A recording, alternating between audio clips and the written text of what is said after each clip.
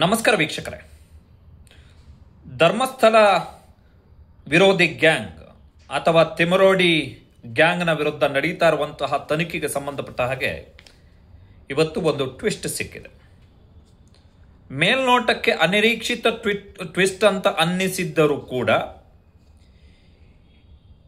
ಇಂಥದ್ದೊಂದು ತಂತ್ರವನ್ನ ತಿಮರೋಡಿಯ ಗ್ಯಾಂಗ್ ಮಾಡಬಹುದು ಅಂತೇಳಿ ಭಾವಿಸಬಹುದಾಗಿತ್ತು. ಸೊ ಅಂಥದ್ದೊಂದು ತಂತ್ರವನ್ನ ತಿಮರೋಡಿ ಗ್ಯಾಂಗ್ ಇವತ್ತು ಪ್ರಯೋಗ ಮಾಡಿದೆ. ನನಗೆ ಪಾಪ ಅಂತ ಅನಿಸ್ತಾ ಇರುವಂಥದ್ದು ಚಿನ್ನಯ್ಯನ ಬಗ್ಗೆ. ತಿಮರೋಡಿಯ ಕೈಯಲ್ಲಿ ಸಿಕ್ಕಿ ಹಾಕಿಕೊಂಡಂತಹ ಚಿನ್ನಯ್ಯನನ್ನ ಯಾವ ತಿಮರೋಡಿ ಗ್ಯಾಂಗ್ ಚಿನ್ನಯ್ಯನನ್ನ ಧರ್ಮಸ್ಥಳದ ವಿರುದ್ಧ ಬಳಸಿಕೊಳ್ಳಲಿಕ್ಕೆ ದಾಳವಾಗಿ ಪ್ರಯೋಗಿಸಿತ್ತೋ ಅದೇ ಚಿನ್ನಯ್ಯನನ್ನ ಮುಗಿಸ್ಲಿಕ್ಕೆ ತಿಮರೋಡಿಯ ಗ್ಯಾಂಗ್ನವರು ಪ್ರಯತ್ನ ಪಡ್ತಾ ಇದ್ದಾರೆ ಅಂತ ಹೇಳಿದ್ರೆ ಎಷ್ಟರ ದುಷ್ಟರ ಸಹವಾಸ ಒಳ್ಳೆಯದಲ್ಲ ಅಂತ ಹೇಳಿ ಹಿರಿಯರು ಹೇಳಿದ್ದು ಮಾತು. ದುಷ್ಟರ ಸಹವಾಸ ಒಳ್ಳೆಯದಲ್ಲ. ಇವತ್ತು ಸೌಜನ್ಯ ಅವರ ತಾಯಿ ಕುಸುಮಾವತಿಯವರು ವಿಶೇಷ ತನಿಖಾ ತಂಡಕ್ಕೆ ಒಂದು ದೂರನ್ನು ಕೊಟ್ಟಿದ್ದಾರೆ ಎನ್ನುವಂತಹ ಮಾಹಿತಿ ಲಭ್ಯ ಆಗಿದೆ. ತಮ್ಮ ಮಗಳು ಸೌಜನ್ಯಳ ಅತ್ಯಾಚಾರ ಮತ್ತು ಕೊಲೆ ಪ್ರಕರಣಕ್ಕೆ ಸಂಬಂಧಪಟ್ಟ ಹಾಗೆ 2012 ಅಕ್ಟೋಬರ್ 9 ಸೌಜನ್ಯಳನ್ನ ಅತ್ಯಾಚಾರ ಮಾಡಿ ಕೊಲೆ ಮಾಡಲಾಯಿತು. ಇದಕ್ಕೆ ಸಂಬಂಧಪಟ್ಟ ಹಾಗೆ ಚಿನ್ನಯ್ಯನನ್ನ ಟಾರ್ಗೆಟ್ ಮಾಡಿಕೊಂಡು ದೂರನ್ನು ಕೊಟ್ಟಿದ್ದಾರೆ ಕುಸುಮಾವತಿಯವರು. ಅವರ ದೂರಿನ ಅಂಶ ಏನು ಅಂತ ಹೇಳಿದ್ರೆ, ಚಿನ್ನಯ್ಯ ಧರ್ಮಸ್ಥಳದಲ್ಲಿ ಹೆಣಗಳನ್ನ ಹೂಳುವಂತಹ, ಹೆಣಗಳನ್ನ ವಿಲೇವಾರಿ ಮಾಡುವಂತಹ ಕೆಲಸವನ್ನ ಮಾಡ್ತಾ ಇದ್ದ ಅಂತೇಳಿ ನನ್ನ ತಂದೆ ಮತ್ತು ನನ್ನ ಸಹೋದರನಿಗೆ ಮಾಹಿತಿ ಇತ್ತು.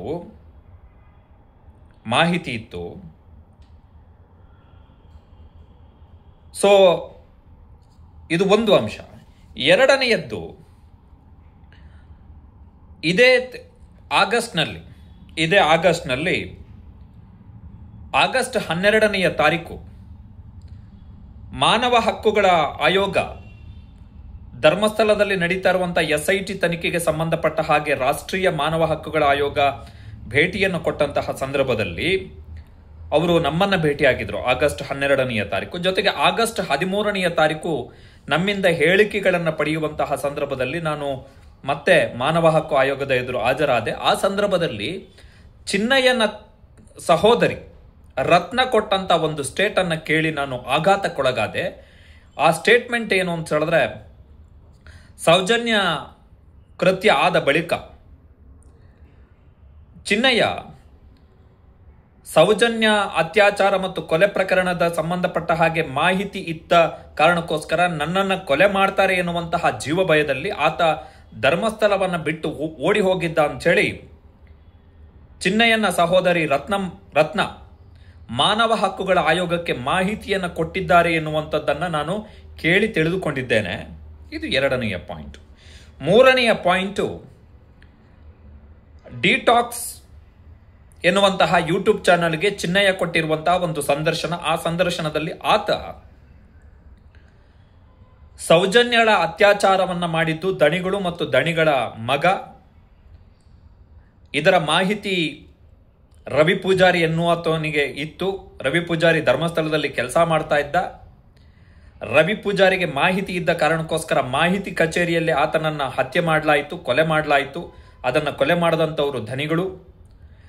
ಸೌಜನ್ಯಳ ಕೊಲೆ ಮತ್ತು ಅತ್ಯಾಚಾರವನ್ನ ಮಾಡಿದ್ದು ದಣಿಗಳು ಮತ್ತು ಅವರ ಮಗ ಎನ್ನುವಂಥದ್ದನ್ನ ರವಿ ಪೂಜಾರಿ ನನಗೆ ಹೇಳಿದ್ದ. ಆ ಮಾಹಿತಿ ನನಗಿತ್ತು. ಆದರೆ ರವಿ ಪೂಜಾರಿಯನ್ನೇ ಅವರು ಕೊಂದ್ರು ಅಂತೇಳಿ ಡಿಟಾಕ್ ಎನ್ನುವಂತಹ ಯೂಟ್ಯೂಬ್ ಚಾನಲ್ಗೆ ಒಂದು ಕೊಟ್ಟಂತಹ ಸಂದರ್ಶನದಲ್ಲಿ ಹೇಳಿದ್ದಾರೆ. ಸೊ ಈ ಮೂರು ಅಂಶಗಳ ಆಧಾರದಲ್ಲಿ ಇವರ ಆರೋಪ ಏನು ಅಂತ ಹೇಳಿದ್ರೆ, ಸೌಜನ್ಯ ಅತ್ಯಾಚಾರ ಮತ್ತು ಕೊಲೆ ಪ್ರಕರಣಕ್ಕೆ ಸಂಬಂಧಪಟ್ಟ ಹಾಗೆ ಆ ಕೃತ್ಯ ನಡೆದಂತಹ ಸಂದರ್ಭದಲ್ಲೇ ಚಿನ್ನಯ್ಯನಿಗೆ ಮಾಹಿತಿ ಇದ್ರೂ ಕೂಡ ಅದನ್ನು ಕೊಡದೆ ಆತ ಅಪರಾಧವನ್ನ ಎಸಗಿದ್ದಾನೆ. ಹೀಗಾಗಿ ಇವನನ್ನ ಮಂಪರು ಪರೀಕ್ಷೆಗೆ ಒಳಪಡಿಸಬೇಕು, ಸುಳ್ಳು ಪತ್ತೆ ಪರೀಕ್ಷೆಗೆ ಒಳಪಡಿಸಬೇಕು ಎನ್ನುವಂಥದ್ದು ಕುಸುಮಾವತಿ ಸೌಜನ್ಯ ತಾಯಿ SITಗೆ ಕೊಟ್ಟಿರತಕ್ಕಂತಹ ದೂರು, ನ್ಯಾಯ ಒದಗಿಸಬೇಕು ನನಗೆ ಅಂತ. ಇಲ್ಲಿ ಕೆಲವು ಅಂಶಗಳನ್ನು ನಾವು ಗಮನಿಸಬೇಕು. ಸೌಜನ್ಯ ಅತ್ಯಾಚಾರ ಮತ್ತು ಕೊಲೆ ಪ್ರಕರಣದ ಮರು ತನಿಖೆಯ ಸಾಧ್ಯತೆಯ ಬಗ್ಗೆ ಆಮೇಲೆ ಮಾತಾಡೋಣ. ಇಲ್ಲಿ ಒಂದು ಅಂಶವನ್ನು ಗಮನಿಸಬೇಕು. ಚಿನ್ನಯ್ಯ ಆಮೇಲೆ ಅವರು ಹೇಳ್ತಾರೆ, ಈ SITಗೆ ಕೊಟ್ಟಂತಹ ದೂರಿನಲ್ಲಿ ಕುಸುಮಾವತಿ, ಸೌಜನ್ಯ ಅವರ ತಾಯಿ ಹೇಳ್ತಾರೆ, ಧರ್ಮಸ್ಥಳ ಪೊಲೀಸ್ ಠಾಣೆಯಲ್ಲಿ ಚಿನ್ನಯ್ಯ ಏನು ದೂರು ಕೊಟ್ಟಿದ್ದಾನೆ ಅದರಲ್ಲಿ ಸೌಜನ್ಯ ಕೊಲೆ ಮತ್ತು ಅತ್ಯಾಚಾರದ ಬಗ್ಗೆ ಉಲ್ಲೇಖವನ್ನ ಮಾಡಿಲ್ಲ ಅಂತೇಳಿ ಇವರೇ ಹೇಳ್ತಾರೆ. ಸೌಜನ್ಯ ಅವರ ತಾಯಿ ಇವತ್ತು ಕೊಟ್ಟಂತ ದೂರಿನಲ್ಲಿ ಹೇಳಿರುವಂಥದ್ದು. ಇಲ್ಲಿ ಕೆಲವು ಅಂಶಗಳನ್ನು ನಾವು ಗಮನಿಸೋಣ. ಮೊದಲನೆಯದಾಗಿ, ಮಹೇಶ್ ಶೆಟ್ಟಿ ತಿಮರೋಡಿ ಗ್ಯಾಂಗ್ ಲೀಡರ್, ಆತನಿಗೆ ಚಿನ್ನಯ್ಯ ಪರಿಚಯ ಆಗಿದ್ದೇ ಸೌಜನ್ಯಳ ಸೋದರ ಮಾವ ವಿಠಲ್ ಗೌಡನ ಮುಖಾಂತರ. Point number 1. ಅಲ್ಲಿಗೆ ಧರ್ಮಸ್ಥಳ ವಿರೋಧಿ ಗ್ಯಾಂಗ್ನಲ್ಲಿ ವಿಠಲ್ ಗೌಡ ಕೂಡ ಇನ್ ಕೇಸ್ ಆತನ ವಿರುದ್ಧ ಏನಾದರೂ ಸಾಕ್ಷ್ಯಗಳು ಸಿಕ್ಕರೆ, ಮಾಹಿತಿಗಳ ಪ್ರಕಾರ ಚಿನ್ನಯ್ಯನನ್ನ ತಿಮರೋಡಿಗೆ ಪರಿಚಯ ಮಾಡಿಕೊಟ್ಟಿದ್ದೇ ಸೌಜನ್ಯಳ ಸೋದರ ಮಾವ ವಿಠಲ್ ಗೌಡ. ಸೊ ಆತನಿಗೇನಾದರೂ ಮಾಹಿತಿ, ಸೊ ಆತನ ವಿರುದ್ಧ ಸಾಕ್ಷ್ಯ ಸಿಕ್ಕಿದ್ರೆ ಆತ ಕೂಡ ಈ ಷಡ್ಯಂತ್ರದ ಪ್ರಕರಣದಲ್ಲಿ ಆರೋಪಿ ಆಗ್ತಾನೆ ಆತ, ವಿಠಲ್ ಗೌಡ. Point number 1. ಎರಡನೆಯದ್ದು, ನನಗೆ ಅನಿಸಿದ ಪ್ರಕಾರ ಈ ಮಹೇಶ್ ಶೆಟ್ಟಿ ತಿಮರೋಡಿ ಗ್ಯಾಂಗ್ ಈಗ ಯಾರನ್ನು ಧರ್ಮಸ್ಥಳದ ವಿರುದ್ಧ ದಾಳವಾಗಿ ಬಳಸಿಕೊಂಡ್ರು ಚಿನ್ನಯ್ಯ, ಆತನನ್ನೇ ಬಲಿ ಕೊಡ್ಲಿಕ್ಕೆ ನಿರ್ಧಾರವನ್ನ ತೆಗೆದುಕೊಂಡಾಗಿದೆ. ಆತನನ್ನೇ ಬಲಿ ಕೊಡ್ಲಿಕ್ಕೆ ನಿರ್ಧಾರವನ್ನ ತೆಗೆದುಕೊಂಡಾಗಿದೆ. ಈಗ ಸೌಜನ್ಯಳ ತಾಯಿಯ ಈ ದೂರಿನ ಪರಿಣಾಮಗಳು ಏನಾಗಬಹುದು ಅಂತ ಹೇಳಿದ್ರೆ, ವಿಠಲ್ ಗೌಡನ ಕಾರಣದಿಂದ ತಿಮರೋಡಿಗೆ ಚಿನ್ನಯ್ಯ ಪರಿಚಯ ಆದ ಎನ್ನುವಂತಹ ಮಾಹಿತಿ ಏನಿದೆ, ಆ ಮಾಹಿತಿಗೆ ಈಗ ವಿಠಲ್ ಗೌಡ ಡಿಫೆನ್ಸ್ ತೆಗೆದುಕೊಳ್ಳಿಕ್ಕೆ ಅವಕಾಶಗಳಿದಾವೆ. ಕಾರಣ ಏನು ಅಂತ ಹೇಳಿದ್ರೆ, ಇವನು ಹೆಣಗಳನ್ನು ಹೊತ್ತಿದ್ದರ ಬಗ್ಗೆ ನನಗೆ ಮಾಹಿತಿ ಇತ್ತು, ಹೀಗಾಗಿ ನಾನು ಸೌಜನ್ಯಳ ಬಗ್ಗೆ ನಾನು ಕೇಳಿದ್ದು ನಿಜ, ಯಾಕೆ ಊರು ಬಿಟ್ಟು ಹೋದೆ ಅಂತ ಹೇಳಿ ಕೇಳಿದ್ದು ನಿಜ, ಆ ಸಂದರ್ಭದಲ್ಲಿ ಈ ತರ ಇದ್ದಂತ ವಿಷಯವನ್ನ ನಾನು ತಿಮರೋಡಿ ಅವರಿಗೆ ಹೇಳಿಸಿದೆ ಅಂತ ಹೇಳಿ ಈತ ವಿಠಲ್ ಗೌಡ ಡಿಫೆನ್ಸ್ ಆಂಗಲ್ ಅಲ್ಲಿ ಹೋಗುವಂತ ಸಾಧ್ಯತೆಗಳಿದ್ದಾವೆ. ಈ ಅರ್ಜಿಯ ಹಿನ್ನೆಲೆಗಳನ್ನು ಗಮನಿಸ್ತಾ ಇದ್ರೆ ಬಹುಶಃ ಅದೇ ಕಾಣಿಸ್ತಾ ಇರುವಂತದ್ದು. ವಿಠಲ್ ಗೌಡ ಬಚಾವ್ ಆಗ್ಬೇಕು, ಇಲ್ಲದಿದ್ರೆ ವಿಠಲ್ ಗೌಡ ಅಂದರಾಗ್ತಾನೆ. ಇನ್ ಕೇಸ್ ವಿಠಲ್ ಗೌಡನೇ ತಿಮರೋಡಿಗೆ ಚಿನ್ನಯ್ಯನನ್ನ ಪರಿಚಯ ಮಾಡಿದ್ದೆ ಎನ್ನುವಂಥದ್ದು ಸಾಬೀತಾದಂತಹ ಸಂದರ್ಭದಲ್ಲಿ ವಿಠಲ್ ಗೌಡ ಕೂಡ ಜೈಲಿಗೆ ಹೋಗ್ಬಿಡ್ತಾನ. ಅವನು ಕೂಡ ಜೈಲಿಗೆ ಹೋಗ್ತಾನೆ. ವಿಠಲ್ ಗೌಡ ಯಾರು? ಸೌಜನ್ಯಳ ಸೋದರ ಮಾವ, ಕುಸುಮಾವತಿ ಅವರ ಸಹೋದರ. ಸೊ ಬಚಾವಾಗ್ಲಿಕ್ಕೆ ಈಗ ಚಿನ್ನಯ್ಯನನ್ನ ಬಲಿಕಪಕ್ರ ಮಾಡ್ತಾ ಇದ್ದಾರೆ. ಇದು ಒಂದು ಅಂಶ. ಇನ್ನು ಕಾನೂನಾತ್ಮಕ ದೃಷ್ಟಿ, ಲಿಗ್ಯಾಲಿಟಿ, ಅದರ ಆಧಾರದ ಬಗ್ಗೆ ನೋಡೋಣ. ನನಗಿರುವ ಬೇಸಿಕ್ ಕಾನೂನಿನ ಜ್ಞಾನದ ಪ್ರಕಾರ SITಗೆ ಸೌಜನ್ಯ ಪ್ರಕರಣದ ಮರು ತನಿಖೆಯನ್ನು ಮಾಡಲಿಕ್ಕೆ ಅಧಿಕಾರಗಳಿಲ್ಲ. ಸೌಜನ್ಯ ಪ್ರಕರಣದ ಮರು ತನಿಖೆ ಮಾಡಬೇಕು ಅಂತಾದ್ರೆ ಈಗ ಇವರು ನೋಡಿ ಎಂತ ವಿಚಿತ್ರಗಳು ಅಂತ ಹೇಳಿದ್ರೆ ಇವ್ರುಗಳದ್ದು, ಈ ತಿಮರೋಡಿ ಗ್ಯಾಂಗ್ ಇದ್ದು, ಈ ಚಿನ್ನಯ್ಯ ದಕ್ಷಿಣ ಕನ್ನಡ SPಗೆ ದೂರನ್ನ ಕೊಡುವಂತಹ ಸಂದರ್ಭದಲ್ಲಿ ಮತ್ತು ಧರ್ಮಸ್ಥಳ ಠಾಣೆಯಲ್ಲಿ FIR ಅನ್ನು ದಾಖಲು ಮಾಡುವಂತಹ ಸಂದರ್ಭದಲ್ಲಿ ದಕ್ಷಿಣ ಕನ್ನಡದ SP ಡಾಕ್ಟರ್ ಅರುಣ್ ಕೆ ಅವರು ಹೇಳ್ತಾರೆ, ಇಲ್ಲ ಆತನನ್ನ ಮಂಪರು ಪರೀಕ್ಷೆಗೆ ಒಳಪಡಿಸಬೇಕಾದಂತ ಅಗತ್ಯ ಇದೆ, ಸುಳ್ಳು ಪತ್ತ ಪರೀಕ್ಷೆ ಆಗಬೇಕು ಈ ತನಿಖೆ ಆರಂಭಕ್ಕೂ ಮೊದಲು ಅಂತ ವಿರೋಧ ವ್ಯಕ್ತಪಡಿಸ್ತಾರೆ. ಬರೀ ತಿಮರೋಡಿ ಗ್ಯಾಂಗ್ನಲ್ಲ, ತಿಮರೋಡಿ ಗ್ಯಾಂಗ್ನ ಜೊತೆಗೆ ಸೇರಿಕೊಂಡಿರುವಂತಹ ಡಿಜಿಟಲ್ ಮೀಡಿಯಾದ ಯೂಟ್ಯೂಬರ್ಸ್ಗಳು ಯಾರಿದ್ದಾರೆ, ಖ್ಯಾತನಾಮ ಪತ್ರಕರ್ತರು, ಯೂಟ್ಯೂಬ್ ಪತ್ರಕರ್ತರು, ಎಲ್ಲ ವಿರೋಧ. ಮಂಪರು ಪರೀಕ್ಷೆ ಇದು SIT ತನಿಖೆಯನ್ನ ಹಾದಿ ತಪ್ಪಿಸುವ ಕುತಂತ್ರ. ಧರ್ಮಸ್ಥಳದ ಪರ ಇದ್ದಾರೆ ಪೊಲೀಸರು. ಇದನ್ನು SIT ತನಿಖೆ ದಕ್ಷಿಣ ಕನ್ನಡದ SP ಆರಂಭದಲ್ಲಿ ಹೇಳಿದ್ದೆ, ಅದನ್ನ ಮಂಪರು ಪರೀಕ್ಷೆಗೆ ಒಳಪಡಿಸಬೇಕು ಈತನನ್ನ ಮಂಪರು ಪರೀಕ್ಷೆಗೆ ಒಳಪಡಿಸಿದ ಬಳಿಕ ಅಲ್ಲಿ ಬರ್ತಕ್ಕಂತಹ ಮಾಹಿತಿಗಳ ಆಧಾರದಲ್ಲಿ ಮುಂದಿನ ತನಿಖೆಯನ್ನ ನಾವು ಕೈಗೊಳ್ಳಬೇಕಾಗತ್ತೆ ಅಂತ ಹೇಳಿ ಪಾಪ ದಕ್ಷಿಣ ಕನ್ನಡದ SP ಹೇಳಿದ್ರು ಆರಂಭದಲ್ಲೇ. ಆದ್ರೆ ಇದೇ ತಿಮರೋಡಿ ಗ್ಯಾಂಗ್ ಮತ್ತು ಈ ತಿಮರೋಡಿ ಗ್ಯಾಂಗ್ನ ಜೊತೆಗೆ ಗುರುತಿಸಿಕೊಂಡಿರುವಂತಹ ಯೂಟ್ಯೂಬ್ ಜರ್ನಲಿಸ್ಟ್ಗಳು ಮೇಧಾವಿ ಜರ್ನಲಿಸ್ಟ್ಗಳು ಏನು ಬೊಬ್ಬೆ ಹೊಡೆದ್ರು. ಅಯ್ಯೋ ಎಡಪಂಥೀಯರು, ಸಮಾನ ಮನಸ್ಕರು, ಅಯ್ಯೋ ಅಯ್ಯೋ ಅಯ್ಯೋ, ಏನವರು ಅರಚಾಟಗಳು ಕಿರಿಚಾಟಗಳು ಇಲ್ಲ. ಇಮಿಡಿಯೇಟ್ ಆಗಿ SIT ಮಾಡಿಬಿಟ್ರು. ಇಮಿಡಿಯೇಟ್. ದಕ್ಷಿಣ ಕನ್ನಡದ ಪೊಲೀಸರು ಕೋರ್ಟ್ನಿಂದ ಈತನ ಮಂಪರು ಪರೀಕ್ಷೆಗೆ ಅನುಮತಿಯನ್ನ ಪಡೆಯುವುದಕ್ಕಿಂತ ಮುಂಚೆಯೇ ಸರ್ಕಾರದ ಮೇಲೆ ಒತ್ತಡವನ್ನ ತಂದು SITಯನ್ನ ಮಾಡಿಬಿಟ್ರು. ಮಂಪರು ಪರೀಕ್ಷೆ ಆಗ್ಲೇ ಇಲ್ಲ ಆರಂಭದಲ್ಲಿ. ಈಗ ಅದೇ ಸೌಜನ್ಯಳ ತಾಯಿ ಕುಸುಮಾವತಿ ಈಗ ಹೇಳ್ತಾ ಇದ್ದಾರೆ ಮಂಪರು ಪರೀಕ್ಷೆ ಆಗಬೇಕು ಅಂತ ಹೇಳಿ. ಯಾರ ಮೇಲೆ? ಚಿನ್ನಯ್ಯನ ಮೇಲೆ ಮಂಪರು ಪರೀಕ್ಷೆ ಆಗಬೇಕು. ಯಾಕಂತ ಹೇಳಿದ್ರೆ ಆತ ಸೌಜನ್ಯ ಪ್ರಕರಣದ ಬಗ್ಗೆ ಮಾತಾಡಿದಾನೆ, ಮಂಪರು ಪರೀಕ್ಷೆ ಆಗಬೇಕು ಅಂತ ಹೇಳಿ. ಹೇಗೆ ವರಸೆಗಳನ್ನ ಹೇಗೆ ಬದಲಾವಣೆ ಮಾಡ್ತಾರೆ ಅಂತ ಹೇಳಿ ನಮಗೆ ಸ್ಪಷ್ಟವಾಗಿ ಗೊತ್ತಾಗುತ್ತೆ. ಹೇಗೆ ಚೇಂಜ್ ಮಾಡ್ತಿದ್ದಾರೆ. ಈ ದೂರಿನ ಉದ್ದೇಶ ನನಗನ್ನಿಸಿದ್ರ ಪ್ರಕಾರ ಸೌಜನ್ಯಾಗಿ ನ್ಯಾಯ ಕೊಡಿಸುವುದಲ್ಲ. ನನ್ನ ಪ್ರಕಾರ ಇದು ಸೌಜನ್ಯಕ್ಕೆ ನ್ಯಾಯ ಕೊಡಿಸೋದಲ್ಲ. ಸೌಜನ್ಯಳ ಸೋದರ ಮಾವ ವಿಠಲ್ ಗೌಡನನ್ನ ಆತ ಏನು ಈ ಷಡ್ಯಂತ್ರದಲ್ಲಿ ಆತ ಕೂಡ ಭಾಗಿದಾರ ಆಗಿದ್ದಾನೆ. ಯಾಕಂತ ಹೇಳಿದ್ರೆ ಚಿನ್ನಯ್ಯನನ್ನ ಪರಿಚಯ ಮಾಡಿಕೊಟ್ಟಿದ್ದೆ ತಿಮರೋಡಿಗೆ ವಿಠಲ್ ಗೌಡ. ಸೊ ವಿಠಲ್ ಗೌಡನನ್ನ ಬಚಾವ್ ಮಾಡುವ ಸಲುವಾಗಿ ಈ ಕುಸುಮಾವತಿ ತಮ್ಮ ಮಗಳ ಸಾವು, ಆಕೆಯ ಮೇಲೆ ನಡೆದಂತ ಅತ್ಯಾಚಾರ ಮತ್ತು ಕೊಲೆಯನ್ನ ಅಸ್ತ್ರವಾಗಿ ಬಳಸ್ಕೊಳ್ತಾ ಇರುವಂತೆ ಕಾಣಿಸ್ತಾ ಇದೆ ಮೇಲ್ನೋಟಕ್ಕೆ. ಸೀಮ್ಸ್ ಟು ಬಿ ಕಾಣಿಸ್ತಾ ಇದೆ. ಈಗ ಏನ್ ಮಾಡ್ತಾರೆ ಅಂತ ಹೇಳಿದ್ರೆ ಈ ತಿಮರೋಡಿ ಗ್ಯಾಂಗ್ನ ಯೂಟ್ಯೂಬರ್ಸ್ಗಳೆಲ್ಲ ಏನು ಕಳೆದ ಒಂದು ವಾರದಿಂದ ಏನು ಶಡೌನ್ ಆಗಿದ್ರಲ್ಲ, ಮಂಕಾಗಿ ಸೂತಕದ ಛಾಯೆಯಂತೆ ಕೂತಿದ್ರಲ್ಲ, ಆ ತಿಮರೋಡಿ ಗ್ಯಾಂಗ್ನ ಯೂಟ್ಯೂಬರ್ಸ್ಗಳೆಲ್ಲ ಈಗ ಮೇಗ್ ಕೊಡವಿ ಎದ್ದೇಳ್ತಾರೆ. ಈಗ ಮತ್ತೆ ಡಿಸ್ಕಷನ್ ಬರ್ತಾರೆ. ಮಂಪರ್ ಪರೀಕ್ಷೆ ಆಗಬೇಕು. ಮಂಪರು ಪರೀಕ್ಷೆ ಮಾಡ್ತಾರೆ ಕೂಡ SIT ಅವರು.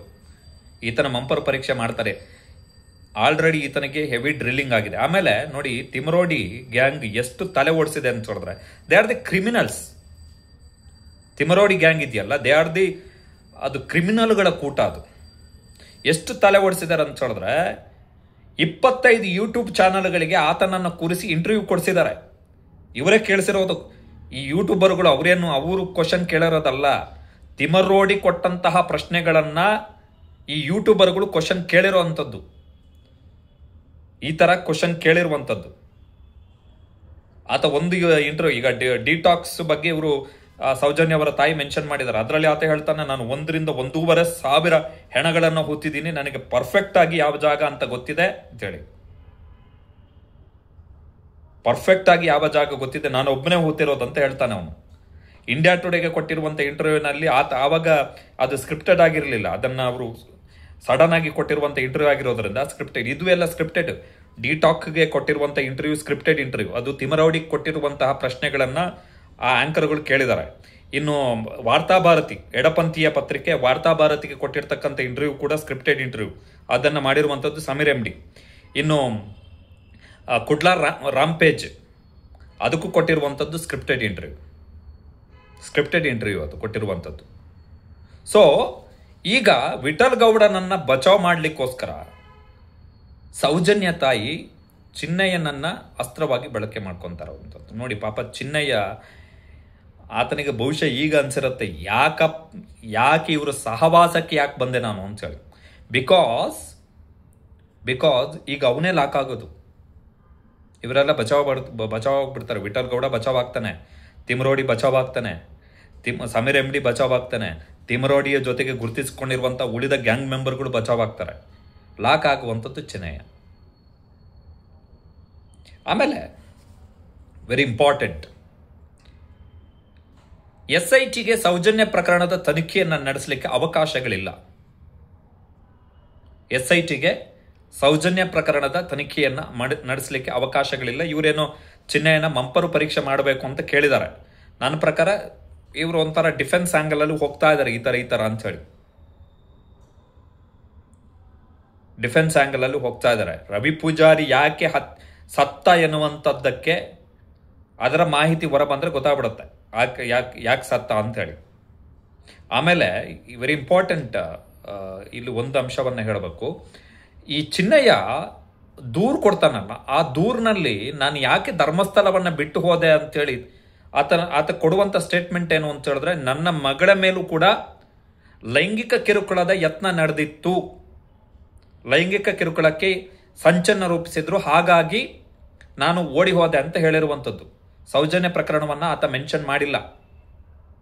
2014ರಲ್ಲಿ ಆತ ಕೊಟ್ಟಿರುವಂಥ ಹೇಳಿಕೆಯ ಆಧಾರದಲ್ಲಿ ದಾಖಲಾಗಿರುವಂಥ FIR ಅಂಶಗಳನ್ನು ನಾನು ಉಲ್ಲೇಖ ಮಾಡ್ತಾ ಇದ್ದೀನಿ. ಇದು ನನ್ನ ಸ್ಟೇಟ್ಮೆಂಟ್ ಅಲ್ಲ, ಅಥವಾ ಆತ ಯಾವುದೋ ಸಂದರ್ಶನದಲ್ಲಿ ಹೇಳಿದ ಸ್ಟೇಟ್ಮೆಂಟ್ ಅಲ್ಲ. ಧರ್ಮಸ್ಥಳ ಠಾಣೆಯಲ್ಲಿ ದಾಖಲಾಗಿರುವಂಥ FIRನ ಅಂಶದಲ್ಲಿ ಆತ ಕೊಟ್ಟಿರ್ತಕ್ಕಂಥ ದೂರಿನ ಅಂಶ ಏನು ಅಂತ ಹೇಳಿದ್ರೆ, 2014ರ ಸಂದರ್ಭದಲ್ಲಿ ನನ್ನ ಮಗಳ ಮೇಲೂ ಕೂಡ ಧರ್ಮಸ್ಥಳದಲ್ಲಿ ತನ್ನ ಮೇಲಾಧಿಕಾರಿಗಳು ಲೈಂಗಿಕ ಕಿರುಕುಳದ ಯತ್ನವನ್ನು ನಡೆಸಿದ್ದ ಕಾರಣಕ್ಕೋಸ್ಕರ ಭಯ ಬಿದ್ದು ನಾನು ಹೋದೆ ಅಂತ ಆತ ಹೇಳಿರುವಂಥದ್ದು ದೂರಿನಲ್ಲಿ. ಇವರಿಗೀಗ ಇರುವಂಥದ್ದು ಏನು ಅಂತ ಹೇಳಿದ್ರೆ, ಅವನು ಸೌಜನ್ಯ ಬಗ್ಗೆ ಹೇಳಲಿಲ್ಲ ಅಂತ. ಸೊ ಬಹುಶಃ ವಿಠಲ್ ಗೌಡ ಆತನನ್ನ ಬಚಾವ್ ಮಾಡಲಿಕ್ಕೆ ಸೌಜನ್ಯ ತಾಯಿ ಈ ಅಸ್ತ್ರವನ್ನು ಬಳಸಿರುವಂತಿದೆ. ವಿಚಿತ್ರಗಳು. ದುಷ್ಟರ ಸಹವಾಸ ಒಳ್ಳೆಯದಲ್ಲ, ಯಾವತ್ತೂ ಅಷ್ಟೆ. ಯಾವತ್ತಾದರೂ ಒಂದು ದಿನ ಅದು ಬಂದು ಯಾವತ್ತರಿ ಕುಕ್ಕುತ್ತೆ ಅಂತ ಹೇಳಿದ್ರೆ, ಅದು ತಿಮರೋಡಿ ಗ್ಯಾಂಗನ್ನು ನೋಡಿ ಕಲಿಬೇಕು, ನಾವು ಅರ್ಥ ಮಾಡ್ಕೋಬೇಕಷ್ಟೆ.